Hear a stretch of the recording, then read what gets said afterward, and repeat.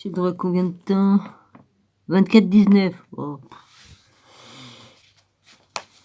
Bonjour à tous mes abonnés, aux frères et sœurs, aux amis. Ouais. Ça diminue, ça diminue. Ah oui, c'est vrai que j'ai mis des trucs de côté et je les ai pas retirés après. Donc ça va quand même retirer un petit quelque chose. Mon cher voisin est toujours à me casser les pieds avec sa télé à fond. Là, il a baissé un peu. Enfin, ça a l'air d'avoir baissé, mais ça dépend ce qu'il regarde aussi. Si c'est un film d'action, ça fait beaucoup plus de bruit. Et puis voilà. Le chien va à ton panier. Ben non, parce qu'il garde un deuxième chien en plus de sa chienne. Ils n'ont pas le droit de bouger. Il faut que tu restes au panier. Attention, hein. Oh, faut pas bouger. Un chien, ça fait. Un chien. T'as un chien. Il faut qu'il soit tout le temps au panier.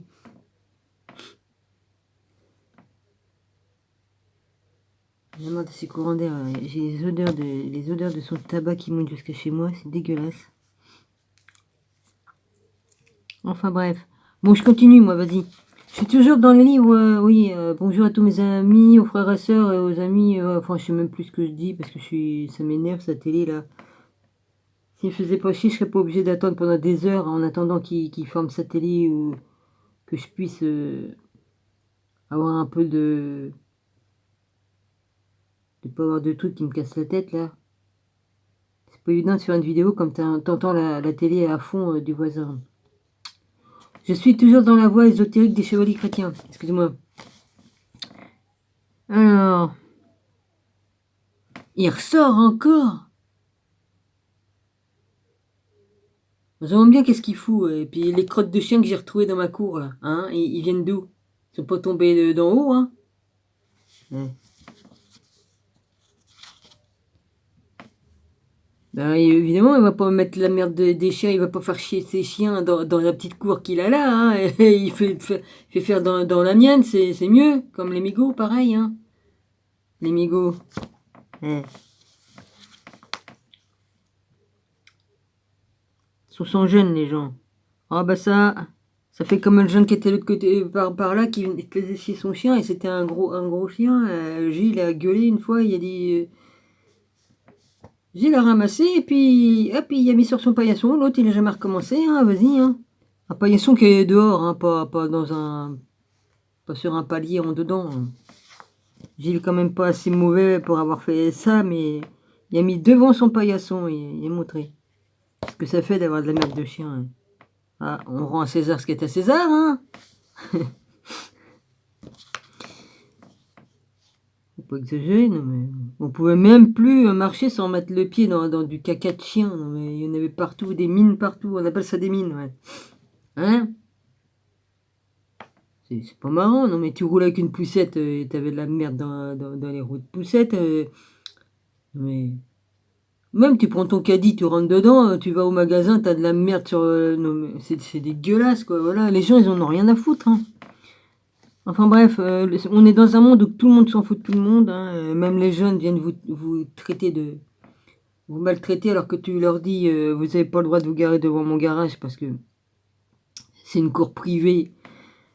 Ah oui, c'est une cour entière, mais l'endroit où je suis, c'est privé. Hein, 4,50 m sur 4,50 m. Il y en a un, il se gare là, il ne demande pas la permission. Hein, il n'a pas lieu de se garer là, mais bon, celui-là, il se met pas quand même trop près du mur. Une fois, je pouvais pas sortir, la voiture a collé le mur pour sortir de l'entrée. Hein, j'étais obligé de me contorsionner pour pouvoir sortir. Non mais les gens, ils sont sans gêne, c'est tout. Ils en ont rien à foutre. Hein, si on venait chez eux pour faire ce qu'ils font, ça leur plairait pas. Mais c'est ainsi. Les gens, ils en ont rien à faire, c'est tout. Par contre, si on leur fait, alors là, ouh, c'est la fin du monde. Si on leur fait même pas un dixième de ce qu'ils nous font, ben là, c'est différent. Bah, comme mes voisins qui habitaient par là, hein, ils sont partis, ils ont vendu dans ma famille. La famille de ma tante, ils ont racheté l'appart. Enfin, pas qu'un appart, puisqu'ils ont tous les étages. Voilà. Ben, eux, ils se gênaient pas, hein, pour pas que la fumée des barbecues rentre chez eux, pour pas que ça pue chez eux, ils s'installaient en dessous de chez moi, et ça rentrait dans notre maison. Et ils se faisaient pas chier, hein, le barbecue sous notre fenêtre, et puis ils balançaient les cendres dans ma cour, hein. Ouais, c'est bien. C'était vachement bien aussi, ça, sans gêne, des sans gêne.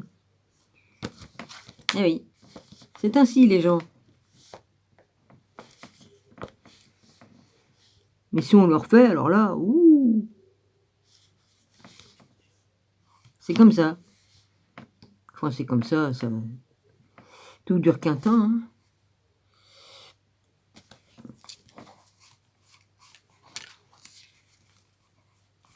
Bon, j'y vais, moi, maintenant que j'ai perdu 5 minutes 40 pour raconter des conneries. Non, c'est pas des conneries, je parle de l'attitude des gens qui sont... ils ont été mal élevés ou ils en ont rien à foutre parce que, bah oui, peut-être qu'ils ont pas eu l'éducation qu'il faut, mais puis encore, ça veut rien dire parce que tu peux avoir une éducation puis que t'en as rien à foutre des autres aussi, hein, par toi-même. Bon, alors j'y vais. Ceux qui se querellent à propos de la manière dont Dieu se révèle sont troublés puisqu'il est invisible, et pourtant c'est fort opportun qu'il le soit, car tout ce qui est visible est corps. Tout ce qui est corps exclut tout le reste hors des lieux, où cela même se trouve. Supposons donc que Dieu soit infini. Étant visible, il rendrait impossible pour quoi que ce soit d'avoir un être de surcroît. La masse en tant que telle, par elle-même, est morte. Tout ce qui est visible l'est de semblable manière. Ce qui inspire la masse de mouvement, de vie et de sens est invisible, et par lui-même distinct de la masse qu'il inspire. Ainsi, supposons que Dieu soit pure masse, il ne pourrait ni bouger, ni vouloir, ni désirer quoi que ce soit. Bon, je suis pas tellement d'accord avec ce qu'ils disent. Je suis pas d'accord. Dieu est tout-puissant, Dieu a créé toutes choses, donc il faut qu'il m'explique pourquoi Dieu peut pas avoir un corps. Jésus avait bien un corps, non, il était bien le Fils de Dieu, donc il était Dieu lui-même aussi. Dieu sur terre, en chair, fait en chair. Dieu s'est fait chair dans le corps de Jésus-Christ. Le Fils et le Père ne faisaient qu'un, hein, puisque le Fils est sorti du Père. Mais ça, les cathos, ils ne veulent pas en entendre parler de ça. Pourtant, c'est une grande vérité. Hein? La Bible juive ne dit pas la même chose. Ah, bah pourtant, c'est la première Bible. Hein, hein, oui. Il faut arrêter, quoi. Il faut réfléchir quand même. Et là, ils vous disent des trucs là comme ça, je suis pas d'accord. Ils racontent des conneries là en disant qu'il ne pourrait ni bouger ni de vie et de sens est invisible et par lui-même distinct de la masse. La masse en tant qu'elle, par elle-même est morte. Tout ce qui est visible est de semblable manière. Les oiseaux, ils sont vivants, ils respirent, ils chient, ils mangent. Nous aussi, on est vivants, c'est la vie qui est dans nous, qui nous font que tu bouges. Même une pierre, même une pierre, elle a son propre truc. Une pierre qui est pas vivante, on apparaît pas vivante, mais elle a son énergie. Tout ce que Dieu a créé, par son verbe, par le verbe, il a parlé, il a créé. Hein? C'est bien la vie, ça. Donc, je suis pas tellement d'accord avec ce qui est marqué ici. J'ai le droit de donner mon avis. Maintenant, chacun pense ce qu'il veut. Impossible que ce soit. Ah non, faut pas raconter des conneries, hein. D'avoir un être de surcroît. La masse en tant que telle, par elle-même, est morte. Moi, je dis la masse est morte comme t'es mort. Et encore, comme t'es mort, t'es vivant. Parce que comme t'es mort, t'es pas mort. L'autre côté, c'est encore, la vie est encore plus vraie de l'autre côté que par là. Parce que ici, c'est l'enfer, ici. Ils ont fait un monde d'enfer, ici. Hein, et imparfait. Ici, c'est un monde imparfait et tout ça. Ils ont tout. Comment que je vais dire? Je trouve plus mes mots. En plus, il est tard. Bon, il doit être 1h. Je sais plus quelle heure qu'il doit être. Ouais, je me rappelle plus. 1h et des poussières. Attends. Je vois pas bien de là. Il doit être 2h du matin. Il me semble. Si je vois bien. C'est pas évident sans lunettes. Bon, et encore. Alors, la masse en tant qu'elle, par elle-même, est morte. Je suis pas d'accord. Tout ce qui est visible est de semblable manière, ce qui inspire la masse de mouvement de vie, de mouvement, virgule, de vie et d'essence est invisible. Non? L'invisible, si t'as le troisième œil qui est ouvert et tout ça, tu vois l'invisible. Oui, enfin bref. Par lui-même, distinct de la masse qui inspire. Ainsi, supposons que Dieu soit pur. Il l'est. Ah oui, pure masse, excusez-moi. Il ne pourrait ni bouger, ni vouloir, ni désirer quoi que ce soit. Ah oui? Ben, je vous signale que Dieu, c'est lui qui a créé toutes choses, donc comme il était en haut, au ciel, comme il était là-haut, hein? Dieu a créé par son verbe, il était bien tout seul auparavant chinois, là, vas-y, hein, auparavant. Hein? C'est bien lui qui a créé toutes choses. Il a créé la terre, le ciel, la mer, les rivières, les arbres. Il a tout créé par sa parole, par son verbe. Alors, il faut pas raconter des conneries, là. Là, ça va à l'encontre de ce qui est marqué ici, là. Faut arrêter, quoi. Mais puisqu'il est invisible, il est visible et invisible. Je vous signale. Il ménage de la place pour toutes choses et accomplit toutes choses. Ça, c'est vrai. Il n'emplit rien d'une présence corporelle, mais inclut tout. Jésus, il était bien Dieu. Jésus, il était bien dans un corps de chair. Hein. Il a fait comment on appelle ça? L'expérience d'être dans un corps d'homme, comme nous. Alors, il est pure vie, pensée et désir, d'où toute chose s'écoule, pure sagesse, bonté et amour, vers où toute chose retourne. Et que le chevalier sur la piste de l'élévation puisse s'abreuver au plus haut sens comme au vers d'Al-Mutamid, poète fameux du XIe siècle. Et j'ai bu au rayon de ce vin lumineux, comme la nuit drapait son manteau ténébreux, jusqu'à ce que parut dans le champ constellé la lune majestueuse et sa splendeur ailée. Ce roi qui ne parcourt sans air occidental que sous l'ombrelle des Gémeaux et les pétales des astres rassemblés autour du souverain pour le combler d'honneur, de grâce et d'entrain. Et les astres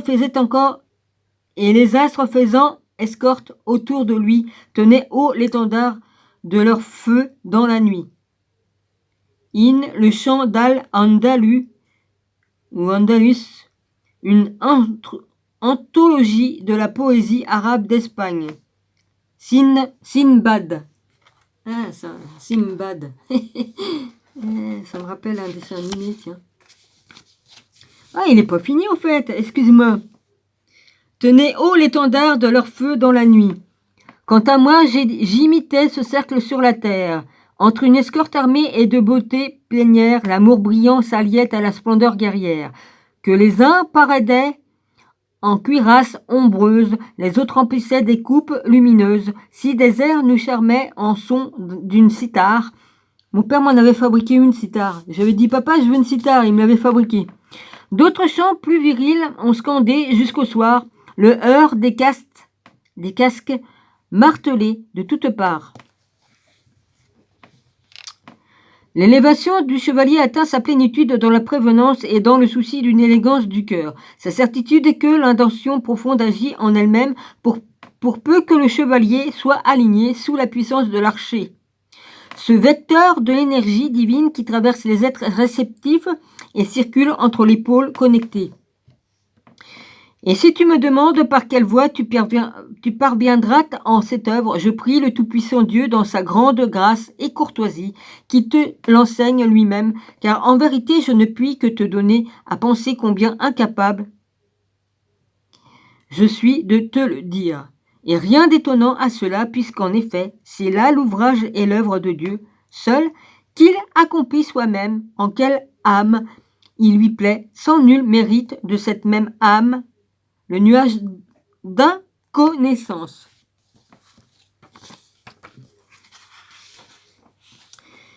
Et ça, j'aime bien. Ça, c'est la vue que vous voyez ici, je l'ai en couleur dans le Da Vinci Code. On voit la croix des chevaliers, des templiers.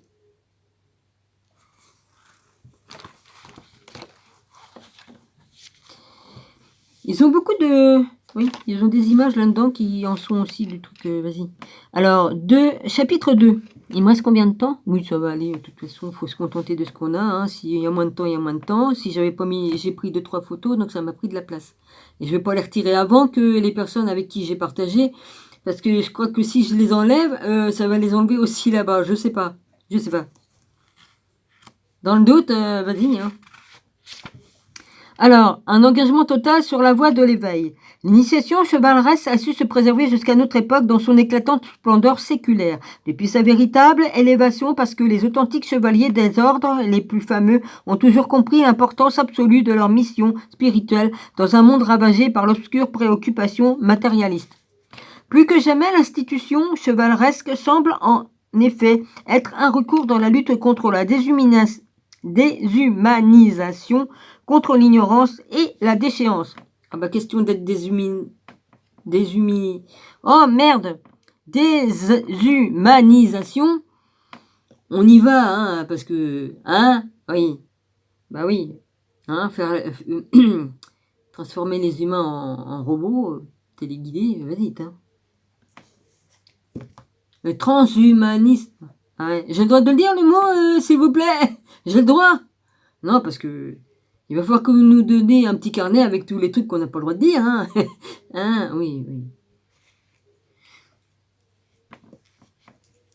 Alors, dans l'incarnation même d'un idéal humain depuis l'équestre terrestre jusqu'à la Jérusalem céleste, les sociétés occidentales ont enfoui les âmes et détourné les esprits de l'essentiel, oubliant les vrais objectifs incontournables dans des êtres. L'amour, la liberté et la créativité. Tout ce qui ne peut s'exprimer que dans la beauté, dans la spiritualité et dans la paix. Et c'est... niet, on va plus avoir le droit. Oui, bah, ils se trompent. Hein. Dieu qui commande, c'est pas eux.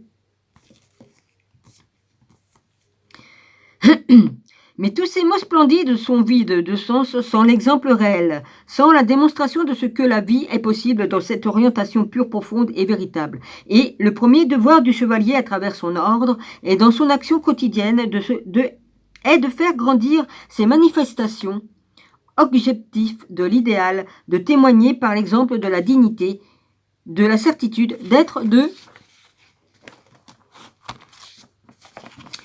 de la grandeur et de l'élévation christique, car le chevalier est une vraie révolte contre la massification, contre l'indifférenciation, la déculturation, la cruauté, le manque de justesse, contre l'inertie, la mesquinerie, contre la confusion, l'ego exacerbé, le laisser-aller, les particularismes étroits, les particularismes étroits, les facilités destructives, les guerres et les horreurs monstrueuses que tolère le monde moderne. Oui, la chevalerie est une révolte contre la jalousie, la paresse morale et la faiblesse intellectuelle, contre la vulgarité, la bassesse et ses faux semblants. La chevalerie est un mouvement créateur de fraternité, de solidarité et d'amour, de tolérance et de spiritualité, de recherche de la paix pour les cœurs et pour les âmes. La chevalerie travaille ainsi à la sauvegarde de l'harmonie, de l'augmentation de la justesse dans un monde plus humain. Ouais, bah j'en connais une qui s'est fait chevalière, ouais bon, chevalière. Je sais pas si ça se dit pour une femme. Et elle en a seulement le titre, hein, parce que pour ce qui est du reste, niet. Non. Elle est allée à l'encontre de tout. Enfin bref, je dirais pas non ni quoi qu'est-ce, parce que là, je touche pas à ce truc-là. Mais voilà même au prix de la mort de cette vie d'esclave, je vais ouvrir toutes grandes les fenêtres et avec le nom de la très pure Vierge et de son Fils, je chasserai en dehors de moi tous les maîtres malins, tous les tyrans de mon âme, et quand tu y entreras, tu redonneras vie à mon cadavre, par ton souffle vivifiant, par ta force juvénile, par ta rosée d'amour, ô esprit, à la force virile, à la fraîcheur matinale, au silence vespéral, plus léger que le sommeil, plus prompt que le vent, plus frais que la rosée, plus doux que la voix maternelle, plus lumineux que la flamme, plus saint que tous les martyrs, plus puissant que l'univers, plus vif que la vie. À toi, je t'adresse ma prière devant toi, je me prosterne, rejoins-moi sur le chemin escarpé qui mène à la béatitude éternelle de la divine Trinité, pardon. Ô esprit de feu que jamais je ne... Ô esprit de feu que... Ah non, ô esprit de feu qui jamais ne quitte la virginité éternelle, récure mon âme, purifie-la, éclaire-la, parfume-la d'encens céleste, demeure en elle et fais d'elle ton épouse, pour que le chant de la sagesse de Dieu y soit conçu, pour que l'œil de l'éternité s'y trouve. Toi qui te lèves tôt et jamais ne sommeille, apprends-moi à veiller, éveiller et à attendre avec patience. Nicolas Velimirovski. Évidemment, si je bute sur les mots, je perds du temps, évidemment. Hein. C'est pas grave. Riche d'un passé historique prestigieux, le chevalier reste très attaché à une tradition qui est marquée par la continuité du temps. Les chevaliers sont chargés d'assurer aujourd'hui comme hier la continuité d'une histoire chargée de spiritualité. L'ordre de chevalerie est le creuset où se constitue et se diffuse la trame spirituelle qui va engager chaque chevalier dans le combat de sauvegarde de l'amour,